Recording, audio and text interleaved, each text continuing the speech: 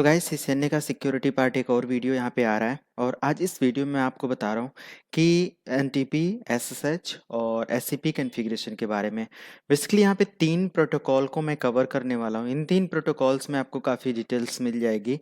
आपका क्वेश्चन होगा एक कि ऑलरेडी ये चीज़ मैंने कवर कर रखा है, लेकिन यहाँ पे एनटीपी और इस प्रोटोकॉल को दोबारा से मुझे यहाँ पे समझाने की या कॉन्फ़िगर करके दिखाने की ज़रूरत क्यों पड़ी। ऑलरेडी मैंने कॉन्फ़िगरेशन करके दिखाया एनटीपी, जो आप लोगों को पता है, बट इसमें पोर्ट नंबर का यूज़ करना, इसके एनटीपी वर्जन का यूज करना, ये सारी चीज़ें वहाँ पे एक्सप्लेन नहीं हुई थी। ओके, ऑलरेडी वो एक बेसिक पार्ट था एनटीपी सर्वर का, मैंने वहाँ पे कंप्लीट कॉन्फ़िगर करके दिखा दिया था। बट अब आपको यहाँ पे कंप्लीट डिटेल मिलने वाली है NTP version and everything about SCP के बारे में, अबाउट एनटीपी के बारे में एंड एसएसएस वर्जन के बारे में। तो यह सारी चीज़ें समझने के लिए पूरी पूरी वीडियो को लास्ट तक देखेंगे।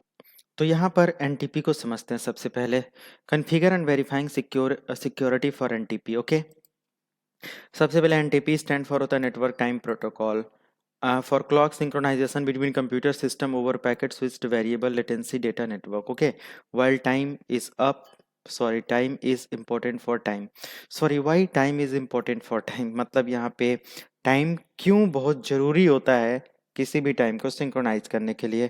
फॉर एग्जांपल आपकी कंपनी, या चलो अभी इसको समझाते, पहले नेटवर्क टाइम प्रोटोकॉल सिंक्रोनाइज करता है टाइम वैल्यू को, इसको कैसे समझेंगे। तो हम सभी लोगों को पता है आज के समय पे, चाहे आप मोबाइल खरीद कर लाते हो या नया कंप्यूटर्स या कोई भी नेटवर्किंग डिवाइस ऐसी खरीद कर लाते हो, आप उसमें क्या देखोगे, डिजिटल क्लॉक तक देख लो, जो आज मोबाइल से और डिफरेंट डिफरेंट नेटवर्क से कनेक्ट हो जाती हैं और वो एक नेटवर्किंग का काम कर रही होती हैं। इन सारी डिवाइसेस पर ऑटोमेटिक टाइम सिंक्रोनाइज हो जाता है। हाउ इज़ दिस पॉसिबल, कैसे पॉसिबल होता है? तो ये चीज़ पॉसिबल हो पाती है जस्ट बिकॉज ऑफ कि जो भी आपका नेटवर्क टाइम प्रोटोकॉल चल रहा होता है, आपके जोन के अकॉर्डिंग वो ऑटोमेटिक नेटवर्क में आते ही सिंक्रोनाइज कर लेती हैं अपने एनटीपी सर्वर से और कॉन्फ़िगरेशन हो जाती है, राइट। तो वही यहाँ पे कहने का मतलब है कि अगर हम एक नेटवर्क इस्टेब्लिश कर रहे हैं और अगर उसको एक नेटवर्क टाइम जोन में सिंक्रोनाइज नहीं कर रहे हैं, तो हमारे कंप्यूटर से, हमारे सर्वर से कौन से क्लाइंट कब कनेक्ट हुए हैं, या उनका लॉग डेटा क्या मेरे को मिला हुआ है, वो लॉग कितने बज के कितने मिनट पे कनेक्ट हुआ था, या जो भी पर्टिकुलर लॉग डिटेल्स हम निकालेंगे वो इसका एक स्पेसिफाइड टाइम नहीं होगा, जिसकी वजह से वो पता नहीं चलेगा कि क्या चीज़ कब किस बंदे ने हमारे नेटवर्क या सर्वर के साथ क्या चीज़ एक्सेस किया था, है ना। तो ये सारी चीज़ें हो जाती हैं। तो ड्यू टू सिक्योरिटी रीज़न इन सारी चीज़ों पे हमें फोकस करना चाहिए। तो यहाँ पर network time protocol is networking protocol, एक नेटवर्किंग प्रोटोकॉल है जो क्लॉक को सिंक्रोनाइज करने का काम करता है। ओके, अगर ओवरऑल अब बात करते हैं नेटवर्किंग टाइम प्रोटोकॉल का, नेटवर्क टाइम प्रोटोकॉल का, तो यूडीपी 123 पोर्ट नंबर का यूज़ करता है और इसके 2 वर्जन होते हैं, एनटीपी वर्जन 3 और वर्जन 4। ओके, जो एनटीपी सर्वर मोड होता है और क्लाइंट, दो मोड तो होने ही चाहिए। जो सर्वर होगा ना, वो क्लॉक को मेंटेन करता है, उस पर मेन टाइम चल रहा होता है। ओके, यानी कि वो सर्वर टाइम होता है और उस पर एग्जैक्ट वही टाइम चल रहा होता है जो आपके लोकेशन का होता है। क्लाइंट जो होता है वो उस सर्वर से, यानी एनटीपी सर्वर से अपने टाइम जोन को सिंक्रोनाइज करता है और दोनों एक दूसरे से एक सिंक टाइम के साथ काम करना स्टार्ट कर देते हैं। तो ये यहाँ पे बात हो रही है। NTP uses the user datagram protocol. NTP क्या करता है, यूजर डेटाग्राम प्रोटोकॉल को यूज करता है अपने टाइम को सिंक्रोनाइज करने के लिए। And it's transport protocol, all NTP communication uses coordinate universal time UTC पे ये लोग काम कर रहे होते हैं, विच इज द, मतलब जो भी टाइम जोन होता है एनटीपी सर्वर का यूटीसी पे होता है। अब यूटीसी डिफरेंट डिफरेंट लोकेशन का, सिटीज का, ये चीज़ें अलग अलग होती हैं। ओके, जैसे फॉर एग्जांपल अगर मैं प्रेजेंट टाइम में इंडिया में हूँ तो इंडिया का यूटीसी जोन, टाइम जोन अलग होगा। आप यूएसए में है तो उसका अलग होगा, कनाडा में है तो उसका अलग होगा। तो यूटीसी टाइम जोन अपना अपना आप देख सकते हैं, किसी का माइनस में होता है, किसी का प्लस में होता है, +5 प्लस, ये तो तमाम चीज़ें होती हैं।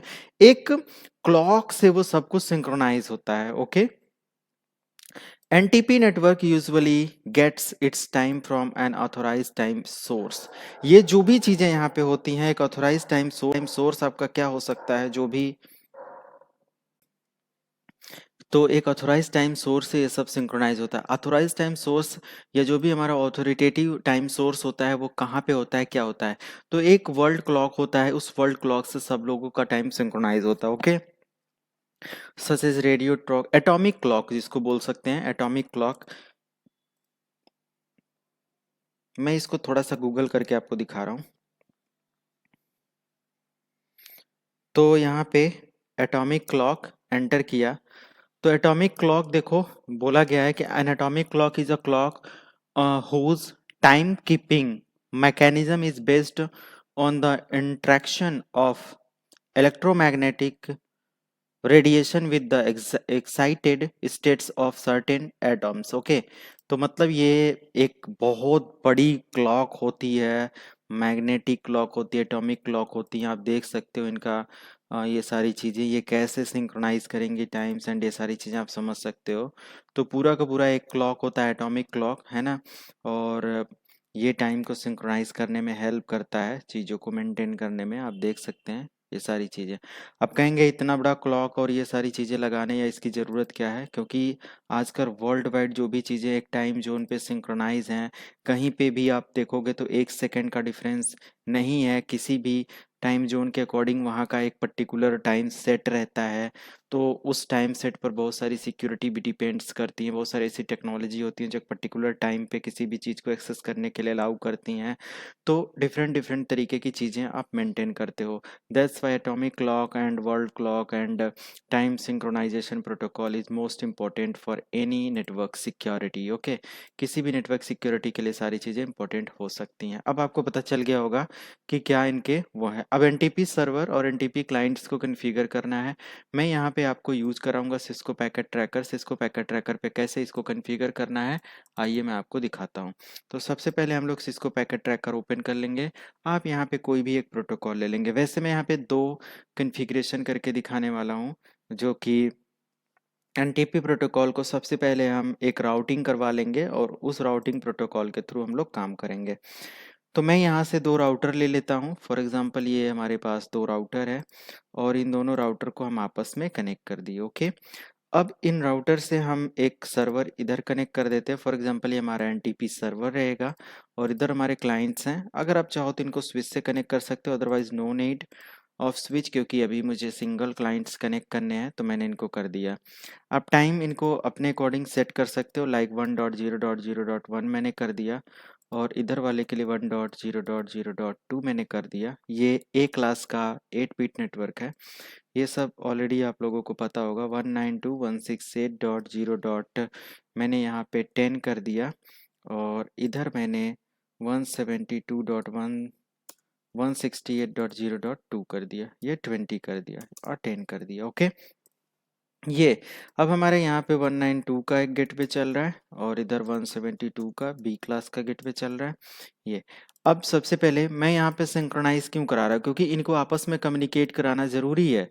क्योंकि अगर आप एक तरफ मानते हो कि आपका एनटीपी सर्वर है, for example this is the NTP server, okay, और इसको एनटीपी क्लाइंट, तो बाय डिफ़ॉल्ट तो दोनों एज अ सर्वर या एज अ क्लाइंट अपना रिएक्ट कर ही रहे होंगे। बाय डिफ़ॉल्ट दोनों पे कोई चीज़ इनेबल नहीं होती है, तो इस चीज़ को हमें मैनुअली करना पड़ता है, टाइम से लेके हर चीज़ को सिंक्रोनाइज करना पड़ता है। सॉरी, यहाँ पे क्लाइंट रहेगा। ओके, तो अभी आप देखिएगा कैसे इसका कॉन्फ़िगरेशन पार्ट कवर होता है और ये बहुत इंपॉर्टेंट एक प्रोटोकॉल हो सकती है, जो कि आप सी क्लाइंट की स्पेलिंग आप लोग देख लेना। तो ये सारी चीज़ें। अब इसके बाद हम राउटर 1 पे आ जाते हैं, राउटर 1 की कॉन्फ़िगरेशन कर लेते हैं। तो हम सबसे पहले इसके सारे पोर्ट पे आईपी एड्रेस दे देते हैं। इंटरफेस F0/0 जिसका आईपी एड्रेस और 192 है, और इस चीज़ को टर्न ऑन कर दिया और सीरियल पोर्ट पे हम आईपी दे देते हैं जो कि आईपी एड्रेस है 1.0.0.1.255। सॉरी, ये ऐसे। उसके बाद क्लॉक रेट, ये बैंडविड्थ होती है। क्लॉक रेट मतलब वो क्लॉक रेट मत समझ लेना आप। और मैं रिप प्रोटोकॉल लगा देता हूँ यहाँ पे। तो ये दोनों राउटर आपस में क्या हो जाएंगे, कनेक्ट हो जाएंगे और फिर हम इनके बीच में टाइम को सिंक्रोनाइज करके चेक कर सकते हैं कि टाइम आपस में ये मैनेज कर रहे हैं या नहीं, या हमें क्या करना होता है। ओके, ये सारी चीज़ें। तो मैंने यहाँ पे क्या किया, अभी आप देख सकते हो यहाँ पे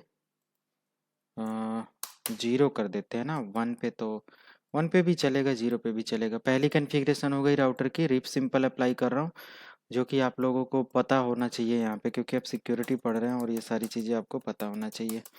राउटिंग मैं बहुत बार करा चुका हूँ। इंटरफेस सीरियल 0/0, IP एड्रेस 1.0.0.2 और इसको टर्न ऑन कर लिया, नो शट डाउन कर दिया, और इंटरफेस स्पेस F0/0 और यहाँ पे IP एड्रेस मैं 172 की रेंज में दे रहा हूँ और इसका IP एड्रेस के साथ सबनेट मास्क देकर नो शट डाउन कर देता हूँ।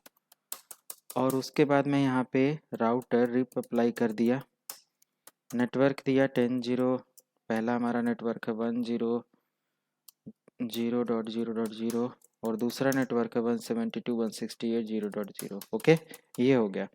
आपने देखा इतना सारा हो गया। अगर मैं यहाँ पे शो स्पेस क्लॉक चेक करता हूँ एंटर, तो ये एक अलग टाइम जोन पे दिखा रहा होगा। और इनके बीच में अगर कम्युनिकेशन की बात करी जाए तो मैं इसका IP एड्रेस दे दूँ 0.10 और यहाँ पे 172.168.0.1। ओके, ये हमारा हो जाएगा। और उसके बाद यहाँ पे आ जाएंगे और यहाँ से डेस्कटॉप IP की कॉन्फ़िगरेशन 192.168.0.10 और 192.168.0.1। ओके, तो ये हो जाएगा। इन दोनों के बीच में आप पैकेट सेंड करके चेक कर सकते हैं, आपका जाएगा पैकेट सक्सेसफुली, यहाँ पे देख सकते हैं। और फिर यहाँ का जो टाइम जोन है उसको हम एक बार मैनेज करते हैं। टाइम जोन के लिए सर्विसेज पे आ जाओ और यहाँ पे NTP लिखा होगा, NTP पे देख सकते हो। यहाँ पे क्या दे रहा है अभी, 2 मार्च और ये सारी चीज़ें, मतलब यहाँ पे अगर NTP का टाइम सही है और एवरीथिंग इज़ ओके, अब यहाँ से NTP ऑन है, तो हमारा ये जो सर्वर है ये भी ऑटोमेटिक टाइम सिंक्रोनाइज कर लेना चाहिए। तो टाइम सिंक्रोनाइज करने के लिए हम लोग क्या यहाँ पे यूज कर सकते हैं, सिंपल NTP प्रोटोकॉल अप्लाई करेंगे। NTP प्रोटोकॉल के लिए हमें या तो इस वाले सर्वर पे हम लोग यहाँ पे अप्लाई करें शो स्पेस क्लॉक एंटर, तो ये हमें एक टाइम बता रहा है इतना। ओके, अब हम यहाँ पे NTP क्वेश्चन मार्क, कुछ नहीं आया यहाँ पे। ओके, और यहाँ पे आई थिंक ये स्क्रीन विजिबल होगी प्रॉपर आप लोगों को। वीडियो क्वालिटी 720 पिक्सल पे देख लेना, या 360 कितना होता है उतना, वो आपको प्रॉपर। मैं थोड़ा सा इसका फॉन्ट और बढ़ा दे रहा हूँ, 14 कर दे रहा हूँ ताकि और विजिबल रहे आपको। ओके, तो ये हमारा हो गया और यहाँ से अब विजिबल रहेगा प्रॉपर और भी। तो यहाँ पे क्लॉक सेट, अगर आप क्लॉक सेट लिख देते हो like clock set, okay, question mark लगाते हो, तो आपको यहाँ पे HH minute second current time zone के अकॉर्डिंग ये चीज़ देना होता है। अब करंट टाइम जोन में UTC के कितना है, तो हम लोग +530 में रहते हैं, सभी लोगों को पता ही है कि तो ये सारी चीज़ें होती हैं। अब इस चीज़ को मेंटेन करने के लिए हम लोग क्लॉक सेट ना देकर अगर हम लोग कॉन्फ़िगरेशन मोड पे आएँ और यहाँ पे लिखें NTP और क्वेश्चन मार्क, तो यहाँ पे ऑथेंटिकेट, ऑथेंटिकेशन की, मास्टर सर्वर, ट्रस्टेड की, अपडेट कैलेंडर। अगर हम लोग यहाँ पे NTP सर्वर लिख देते हैं, क्वेश्चन मार्क लगाते हैं, कह रहा IP एड्रेस बताओ किस सर्वर से सिंक्रोनाइज करना है, तो 192.168.0.10 हमारा सर्वर है और एंटर कर देना है। और NTP update calendar, okay, update calendar enter. तो ये तो हमारा सर्वर हो गया और मेरे को बताना है कि हमारा एक सर्वर है और बाकी सभी क्लाइंट हो जाएंगे और ये सर्वर NTP सर्वर का काम कर रहा होगा, जो भी आपके नेटवर्क में सर्वर होगा। तो क्या अब यहाँ पे एंड में लिखता हूँ सिक्योरिटी चेक करूँ शो स्पेस क्लॉक की, तो क्या है यहाँ पे मेंटेन हुआ, नहीं। तो आपने क्या करना है मैनुअल, या तो आप यहाँ पे टाइम दे सकते हो, या आपको पता होना चाहिए कि इसका टाइम अपडेट जो दूसरे सर्वर पे होगा या दूसरे PC पर होगा या दूसरे राउटर पर होगा, वो मैनुअली टाइम लेता है। मैं यहाँ पे सबसे पहले क्लॉक सेट लिखकर अगर आपको दिखा दूँ, क्लॉक सेट, और चलो टाइम देख लेते हैं अभी यहाँ पे कितना हो रहा है। तो NTP सर्वर पे जो टाइम हो रहा है वो हो रहा है 148:53, मतलब 149:25 हम कर देते हैं 149। Okay, okay 149 clock set 1,49,30 space अभी कितना है 2 मार्च 2021 एंटर कर दिया। क्यों नहीं लिया ये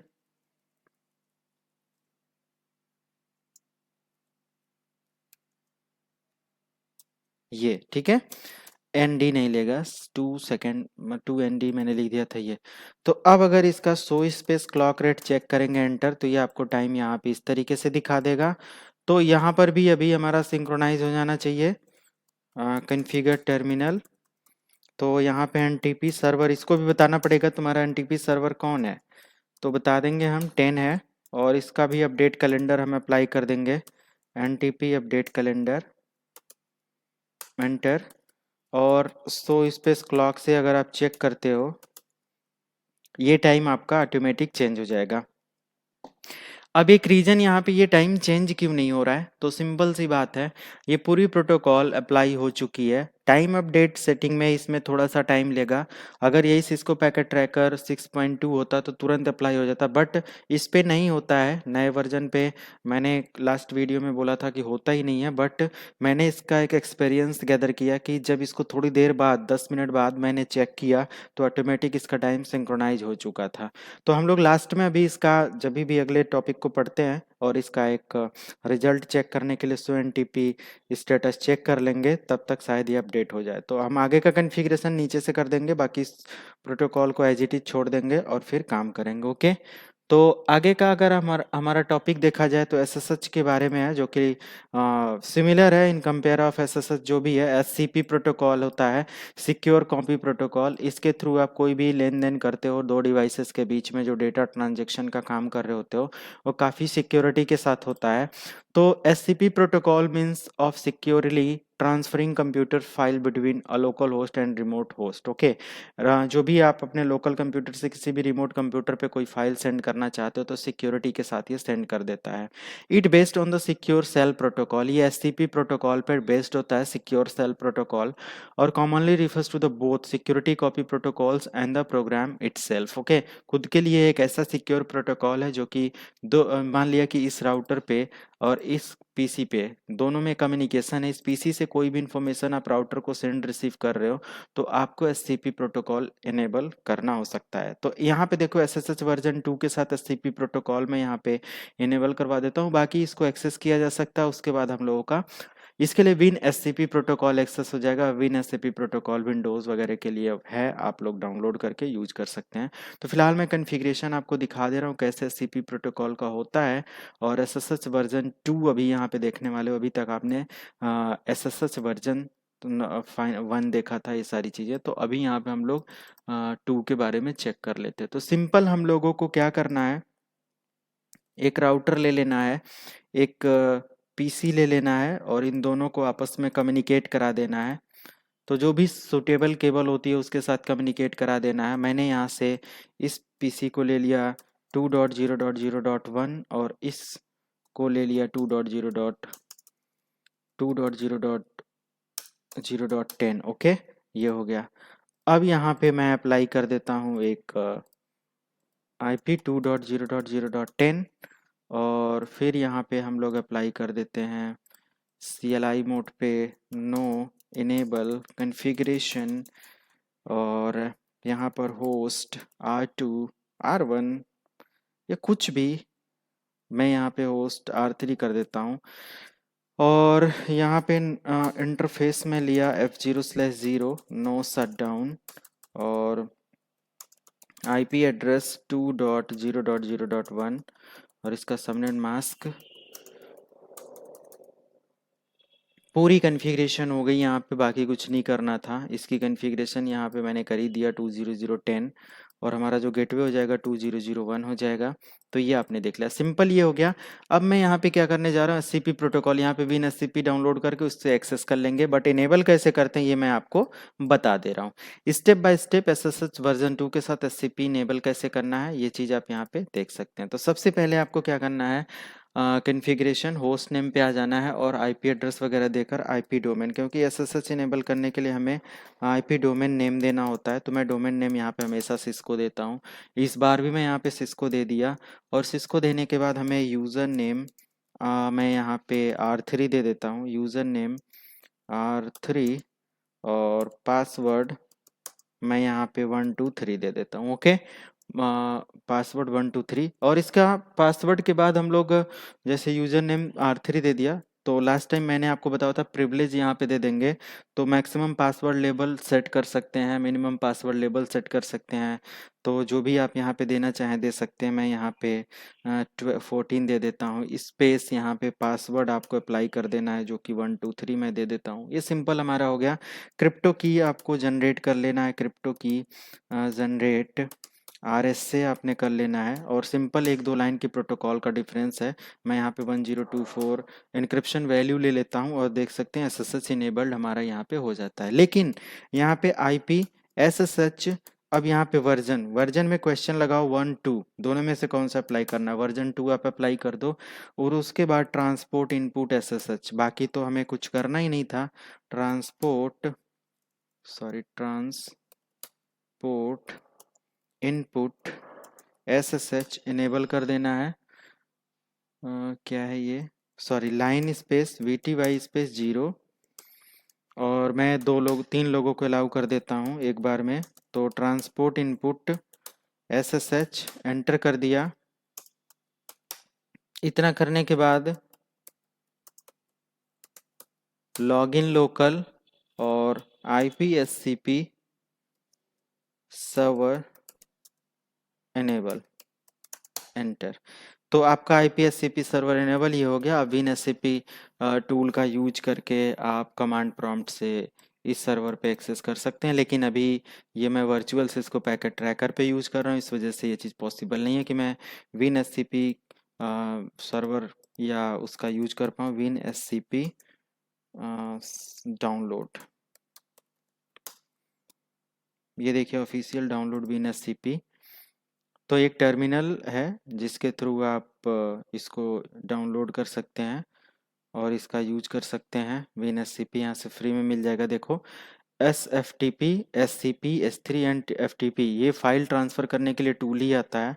डाउनलोड करने के बाद हो जाएगा, बट डाउनलोड करके क्या बेनिफिट, जब भी हमारा यहाँ पे लाइव नहीं चल रहा है तो ओके। तो ये सारी चीज़ें आप इनेबल करके चेक कर सकते हैं और उसके बाद आप देख सकते हैं। तो ये SCP SSH वर्जन 2 इन सारी चीज़ों का डिफरेंस रहा। आई थिंक आपको क्लियर हो गया होगा। नेक्स्ट हमारी प्रोटोकॉल स्टार्ट हो जाएगी AAA ऑथेंटिकेशन के साथ और मैं इसका जो भी कॉन्फ़िगरेशन है एक साथ यहाँ पे कंप्लीट आपको करके दिखाने वाला हूँ, कैसे है VPN वगैरह से रिलेटेड जो भी चीज़ें होंगी। तो मिलते हैं नेक्स्ट वीडियो में guys, thank you so much. अच्छा, हम लोग यहाँ पर यहाँ पे एक प्रैक्टिकल देखने वाले थे SSH वाला। तो ज़रा सा इसको चेक कर लेते हैं एक बार फिर से। Show space clock enter. तो आप देख सकते हो यहाँ पे अपडेट ये हो चुका है। ओके, तो ये सारी चीज़ें, इसको थोड़ा सा टाइम देना होता है। आप दूसरे राउटर पे भी आप देख रहे हो अपडेट हो चुका है। ओके, तो ये थोड़ा सा बताना था। याद नहीं आया अभी, जस्ट जैसे ही क्लोज करने जा रहा था इसको मुझे याद आया कि अरे इसको तो दिखाना था। तो अब का अपडेट यहाँ पे हो चुका है। तो इस तरीके से सिंक्रोनाइज आप कर लेते हो सारे राउटर सारी चीज़ों को, जो कि NTP प्रोटोकॉल के लिए अलाउड होती है। ओके, मिलते हैं नेक्स्ट वीडियो में। Thank you so much.